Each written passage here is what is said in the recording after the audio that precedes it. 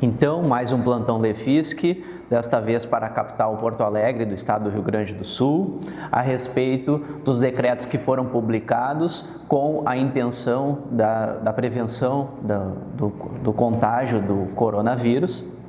Foram publicados, então, esses decretos pelo nosso prefeito, onde temos algumas atitudes a serem tomadas para evitar esse contágio, né, essa transmissão do novo coronavírus, né, o Covid-19.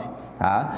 Então, nós temos o primeiro decreto a falar para vocês, é o decreto 20.503 de 2020, que é o decreto que trata do transporte. Tá? As atitudes a serem tomadas pelos transportadores, né? E aqui a gente vai falar tanto do transporte público, quanto do privado, quanto do transporte por meio individual, aí, o táxi, o Uber, enfim.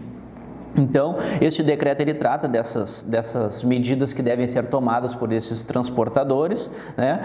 Que é higienizar superfícies, né?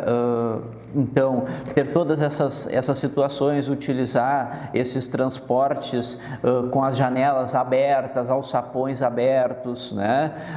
A fim de realmente ter o ar circulando, né? Nós temos também a instrução aos motoristas e aos cobradores de reforçarem a higiene dos veículos, né?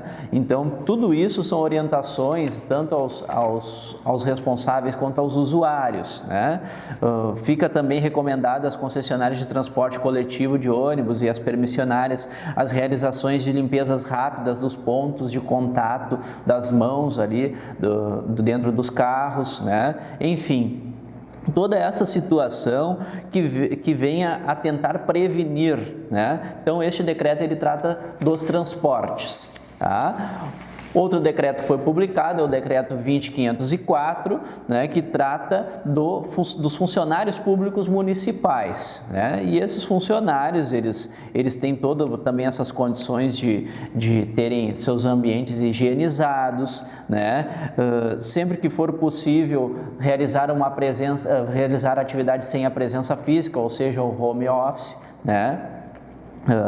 Ter a modalidade excepcional de trabalho remoto, ou seja, fica permitida esta situação importante, né? Inclusive, é exigida essa situação para aqueles que tenham idade superior a 60 anos, que entram nessa situação de risco, gestantes, portadores de doenças cardíacas, pulmonares graves, diabetes e assim por diante. Essas orientações que já têm sido dadas em âmbito geral, também se aplicam aos funcionários públicos municipais, né? Atitudes essas que trazem descritas no decreto 20.504, tá? Atendimento ao público, por enquanto, ficam suspensas essas atividades presenciais desses serviços, né? Resguardada a manutenção integral dos serviços essenciais, tá?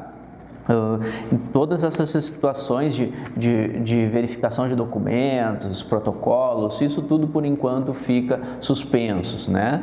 Tá? Então, todos esses decretos eles têm validade por 30 dias, tá? Nós temos o outro decreto, que é o decreto 20.505, que trata do funcionamento de bares e restaurantes, né? Esses estabelecimentos empresariais, apesar de não serem órgãos públicos, eles também têm uma certa responsabilidade, né? E também tem que entrar nesta situação, nessa prevenção, né? Higienizar a cada uso, né? Aí para os bares e restaurantes e lanchonetes tem que higienizar os estabelecimentos a cada uso, as mesas, as cadeiras, enfim.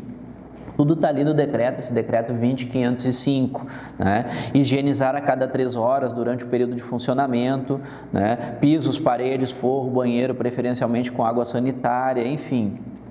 Álcool 70 graus, disponibilizar esses meios de prevenção e de higiene para os usuários, né? Então, tem toda essa situação aí, nós temos inclusive a suspensão, né, das atividades dos teatros, museus, academias, centros de treinamento, ginástica, clubes sociais, cinemas. Então, esses já não podem nem funcionar, tá? Então, tem ali no artigo 7º sexto e sétimo, melhor dizendo, desse decreto, o decreto 20.505, trata desses estabelecimentos que estão com as atividades suspensas, casas noturnas também, né?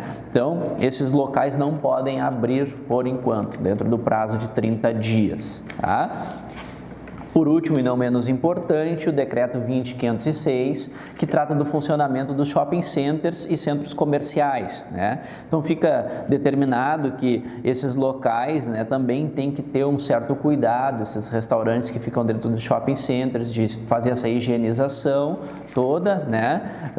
Recomendado que eles afastem as suas mesas para que os usuários ficam com 2 metros de distância entre cada um dos usuários, ou seja, a diminuição da capacidade, né, inclusive de 50% da capacidade máxima prevista no alvará, tem que ser diminuída. Então, essas são todas situações assim que visam realmente a prevenção do contágio do coronavírus, né? Esse decreto também tem aplicabilidade por 30 dias, né?